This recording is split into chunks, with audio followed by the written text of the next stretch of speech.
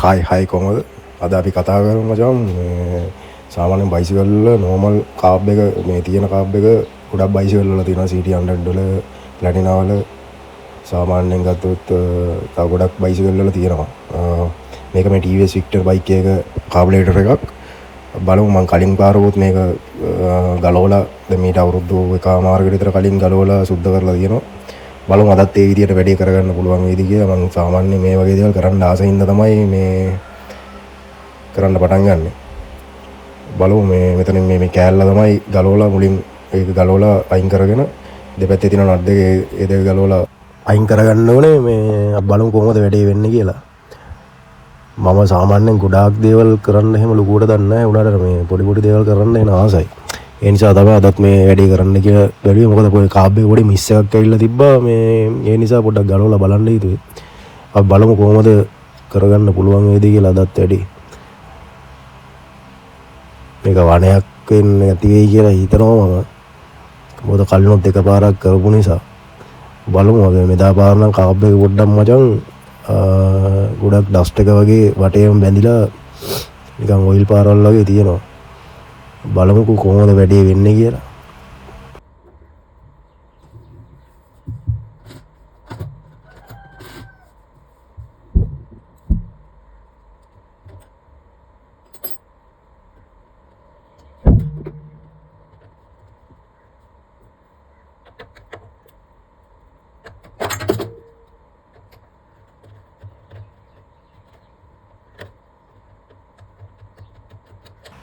සාමාන්‍යයෙන් මම දන්න විදිහට මචං මේ කාබ් එක තියෙනවා CD මේ කාබ් එක වගේම කාබුලේටර් එක කියන්නේ මම කියන්නේ මේ උඩ අර ඩයල් ප්‍රම් එක එන ඒව නෙමෙයි. සාමාන්‍ය ඔය නෝමල් ඔය බේසික් කාබුලේටර් එකක් සාමාන්‍යයෙන් ගලව ගන්න එහෙන ලේසි ඉතින්. මම කලින් පාරත් කිසිම දෙයක් දන්නේ නැතුව YouTube එකේ වීඩියෝස් බල තමයි කලින් පාර එකත් ගලවලා ක්ලීන් කරගත්තේ. සාමාන්‍යයෙන් මේ වගේ පොඩි දෙයක් දැනගන්නවයි කියන්නේ මචං සාමාන්‍යයෙන් ඔය මේ ගෑරේජ් වලට ගිහිල්ලා රස්ති ආදු වෙන්න එහෙම ඕනේ නැහැ. ඉතින් Tamanටම ගෙදරදී ගලවගෙන වැඩේ කරගන්න පුළුවන්. ඔන්න ඔය විදිහට අපි ඉස්සෙල්ලාම ඔය උඩ තියෙන මේක ගලව ගන්න ඕනේ. අර දෙක ඇන දෙකෙන් පන්න ගත්තට පස්සේ ඔන්න ඔය විදිහට මචං කාබ් එක ගලවලා එළියට ගන්න පුළුවන්. දැන් ඉතින් තියෙන්නේ මේක ක්ලීන් කරගන්න තමයි. බලමු කොහොමද වැඩේ වෙන්නේ කියලා. මේකේ මේ කළු පාටට මේ තැන් වල තියෙනවා පේන්නේ මචං ඩස්ට් එක. අපි නම් දැන් වැඩේ පටන් ගමු. මං ගාව නම් එහෙම අර ලොකු මහ ලොකු බඩු නෑ. පොඩි පින්සලක් තියෙනවා, බ්‍රෂ් එකක් තියෙනවා. මේ පොඩි බඩු ටිකක් තමයි තියෙන්නේ. දැන් අපි බලමුකෝ ක්ලීන් කරගන්න විදිය. සාමාන්‍ය ওই බඩු ටික තිබ්බම ඇති. ඉතින් සාමාන්‍ය ගෙදරක ඉතින් සාමාන්‍ය පරණ බ්‍රෂ් එකක් පින්සලක් නම් කඩෙන් ඉතින් ගණ්ඩාරි පුළුවන් රුපියල් 100 ගාණක් වගේ වෙන්නේ. ඒක අරගෙන මේ වැඩේ කරන්න තියෙන ওই විදියට හරියට බලාගෙන මාත් ගොඩක් ඔය දේවල් දැනගත්තේ YouTube එකේ හරහා තමයි. මේ YouTube එකේ තියෙනවනේ channel වල ඇතිතරම් වීඩියෝස් දාලා තියෙනවා කාබුලේටර් සුද්ධ කරන මේවා ගැන. ඒ වලින් තමයි ඉතින් සාමාන්‍ය බයික් එකක් පදිද්දී සාමාන්‍ය පොඩි දේවල් දැනන් ඉන්න එක අපිට වටිනවනේ මචං. ඒ නිසා මේ අනිත් එක මගේ අර පොඩි අර ආසාවක් තියෙනවා. සාමාන්‍ය ගෑරේජ් එකකට එහෙම බයික් එකක් අරන් ගියාම මම ළඟට වෙලා බලාගෙන ඉන්නවා මම සාමාන්‍යයෙන් මේ කරන දේවල් ටික. ඒ බලාගෙන ඉඳලා ඒ මතකෙත් එක්ක තමයි අර මං එන ආසයි ඔය වගේ වැඩ කරන්නේ. ඒ නිසා තමයි ඉතින් මේ කෙලවුණත් කමක් නැහැ කියලා පටන් ගන්නෙ. ඒක ගොඩක් මේ තැන්වල කෙලෙලක් තියෙනවා ඔය වගේ මේ නොදන්න දේවල් කරන්න කියලා. ඒත් ඉතින් අවුලක් නැහැ සාමාන්‍යයෙන් දැන් ඒ කියන්නේ එක්ස්පීරියන්ස් එකක් ගන්න පුළුවන් නේ දන්නේ නැති වුණත්. මේ ඒ නිසා හරි අපි බලමුකෝ මොකද වෙන්නේ කියලාද.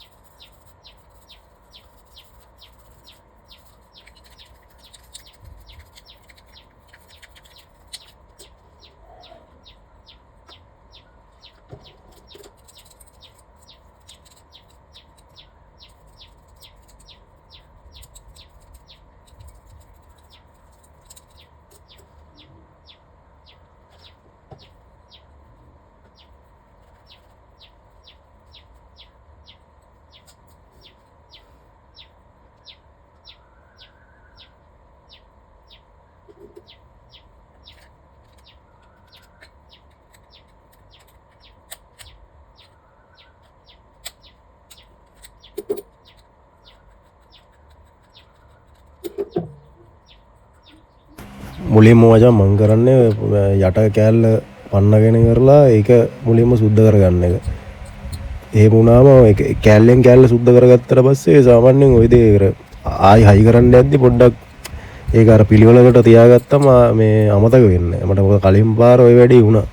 ඒ නිසා මෙදා පාරේ ඒ වැඩේ නොවෙන්න මේ දැන් අර පොඩ්ඩක් හුරුවක් තියෙනින් දවුලක් නැහැ. මේ ආයි හයි කරගද්දී මතකෙන් හයි කරගන්න පුළුවන් පිළිවෙලට තියාගත්තා. කෑල්ලෙන් කෑල්ල සුද්ධ කරගෙන.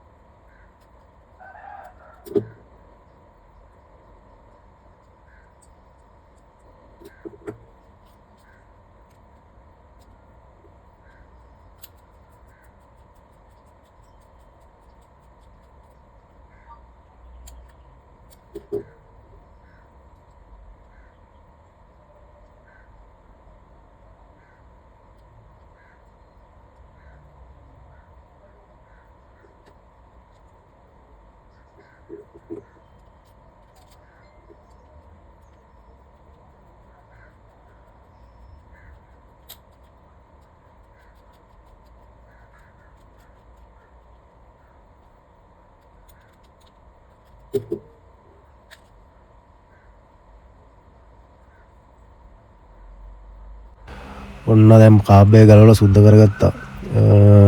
දැන් නම් කිරි රොයියට තියෙනව නේද? අර පොටේ තිබ්බ කුණු ඔක්කොම ටික මැදලා ඇරලා තියෙන්නේ. දැන් බලමු අපි මේ කාබ්ලේටරේ ආයි බයික් එකට සෙට් කරගන්න විදිය.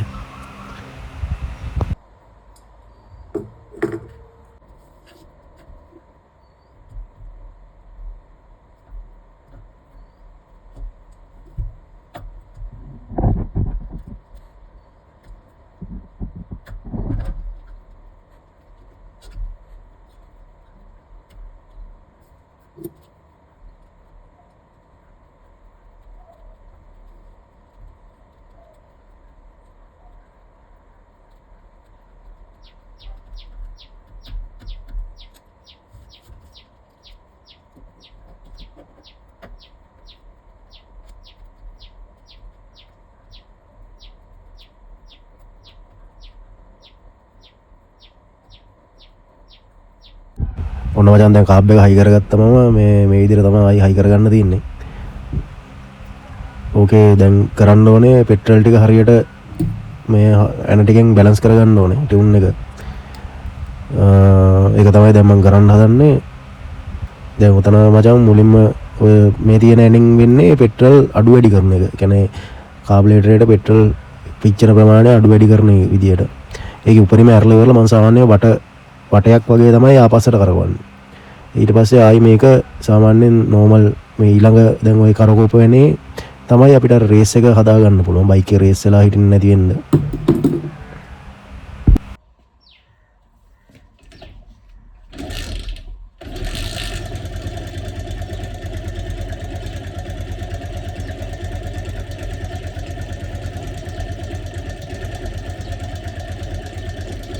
එතනින් හදා ගන්න පුළුවන් බයික් එකේ රේස් වෙලා හිටින එක අඩු වැඩි කරගන්න පුළුවන් අපිට. එහෙනම් ගයිස් ඕක තමයි විස්තරي. අද වැඩේ ගොඩ දා ගන්න පුළුවන් වුණා. වීඩියෝ එක හොඳ නම් ලයික් එකක් දාලා කමෙන්ට් එකක් දාන්න. ඔයාලා කමෙන්ට් හැමදේම මම බලනවා. පාලින් කමෙන්ට් එකක් දාගෙන යන්න අමතක කරන්න එපා. අනිවාර්යෙන් කමෙන්ට් එකක් දාගෙන යන්න. දැන්ලා හරි කවන්නේ. එහෙනම් ඔයාලා සුබ දවසක් වේවා. තව වීඩියෝ එකකින් අපි හම්බ වෙමු.